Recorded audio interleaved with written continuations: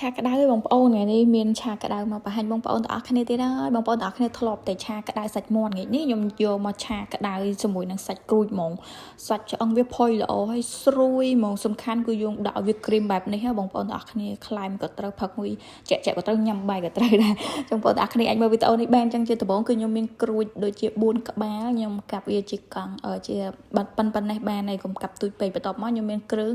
មានគល់ស្ក្រៃមានខ្ទឹមមានល្មៀតមានដែងមានម្ទេសហើយមានក្លឹកក្រូច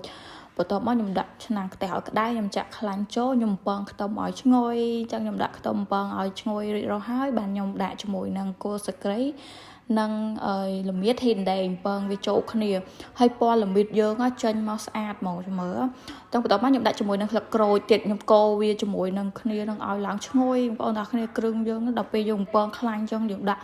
ឲ្យវាស្រួយគឺក្លិនរបស់វាឈ្ងុយហ្មងបន្ទាប់មកខ្ញុំដាក់ជាមួយនឹងម្ទេសអញ្ចឹងខ្ញុំដាក់ជាមួយម្ទេសរួចរាល់ហើយកូរជាមួយគ្នានឹងឲ្យឡើងឈ្ងុយបន្តទៀតអញ្ចឹងណាអញ្ចឹងខ្ញុំនៅតែបន្តកូរវាឲ្យគ្រឿងរបស់យើងនឹងរៀងស្រួយឲ្យវាឡើងរៀងស្រួយគ្រឿងនឹងហើយបានខ្ញុំដាក់ជាមួយនឹងសាច់របស់យើងចូលអញ្ចឹងសម្រាប់គ្រឿងនឹងគឺខ្ញុំដូចយើងបំពងវាអញ្ចឹងខ្ញុំចាវគ្រឿងវាបំពងវាឲ្យរៀងស្រួយតតាឈ្ងុយផ្អើភូមិហើយបានខ្ញុំដាក់ជាមួយនឹងសាច់របស់យើងចូលអញ្ចឹងណាអញ្ចឹងបន្ទាប់មកគឺខ្ញុំកូរឲ្យវាសប់បែបនេះហើយបានខ្ញុំចាក់ជាមួយនឹងក្រូចរបស់យើងចូលអញ្ចឹងសាច់ក្រូចហ្នឹងគឺខ្ញុំចាក់វាចូលឆាជាមួយនឹងគ្រឿងរបស់យើងហ្នឹងហ្មងហើយនៅពេលដែលយើងឆាមួយត្រឡប់ពីរត្រឡប់ឲ្យវាចូលជាមួយនឹងគ្រឿងនឹងរួចរាល់ហើយបានយើងដាក់ជាមួយនឹងគ្រឿងអញ្ចឹងសម្រាប់គ្រឿងដំបូងឡើងគឺខ្ញុំដាក់ជាមួយនឹងស្ករសដាក់ជាមួយនឹងសៅស៊ុបរ៉ូឌីហើយជាមួយនឹងប៊ីចេងវេលេខ1អញ្ចឹងសម្រាប់គ្រឿងរបស់យើងបន្ថែមជាមួយនឹងទឹកប្រេងខ្យងហើយជាមួយនឹងទឹកត្រីបន្ទាប់មកខ្ញុំដាក់បន្ថែមជាមួយនឹងម្ទេសហុយ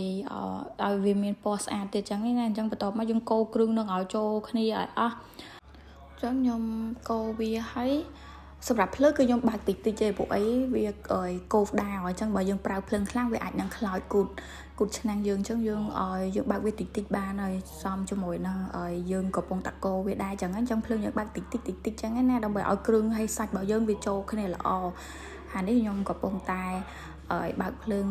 រ៉េដើម្បីឲ្យវាកូរអាទឹកព្រៃដែលទឹកយើងជប់ចេញពីសាច់ហ្នឹងណាអានេះបន្ទាប់មកវាឲ្យរៀងក្រៀមតិចហើយអញ្ចឹងខ្ញុំនៅតែបន្តទុកឲ្យវាឲ្យធ្វើមិនឲ្យដាច់ទឹកហ្នឹងសិនដាច់ទឹកហ្នឹងឲ្យអស់ក្លិនមាន់អីឲ្យក្លិនក្រួចហ្នឹងហើយបានខ្ញុំចាក់ទឹកចូលអញ្ចឹងណាអញ្ចឹងខ្ញុំនៅតែបន្តរំងាស់វាបើកភ្លើងតិចកូរវាដើម្បីឲ្យវាស្ងួតអាទឹកនឹងចឹងណាអញ្ចឹងនៅតែបន្តកូរវាទៅហើយមើលបងប្អូនតំណងឆ្ងាញ់មកឡើងក្រៀមហើយសំខាន់ឆ្អឹងរបស់វាឡើងស្រួយស្ងោកហ្មងអត់ពិបាកឆ្លាក់ឆ្អឹងអីទៅគឺសាច់វាឡើងស្រួយហ្មងអញ្ចឹងយើងអាចសូម្បីតែឆ្អឹងហ្នឹងក៏យើងអាចហូបបានដែរអញ្ចឹងបន្ទាប់ពីខ្ញុំវារៀងនេះហើយបានខ្ញុំចាក់ទឹកងាស់វាហ្មងពីផាទឹកហ្នឹងខ្ញុំចាក់ចូលហើយគឺខ្ញុំទុកតតែដាច់ទឹកហ្នឹងទុកតស្ងួតក្រឹងហ្មងនេះខ្ញុំរបៀបថាយើងទុកឲ្យដាច់ទឹកហ្នឹងហើយវាចេញពីអាជាតិគ្រឿងរបស់យើងហ្នឹងវាចូលពីសាច់មាន់របស់យើងហ្មងសម្រាប់មុខម្ហូបហ្នឹងបងប្អូនទាំងអស់គ្នាខ្លែមក៏បានញ៉ាំបាយក៏បានហូបលេងក៏បានគឺត្រូវគ្រប់មុខម្ហូបហ្មងចឹងហ្នឹងមានតែប៉ុណ្្នឹងឯងមកបង្ហាញបងប្អូនទាំងអស់គ្នាចាំជួបគ្នាវីដេអូក្រោយទៀតបាយបាយ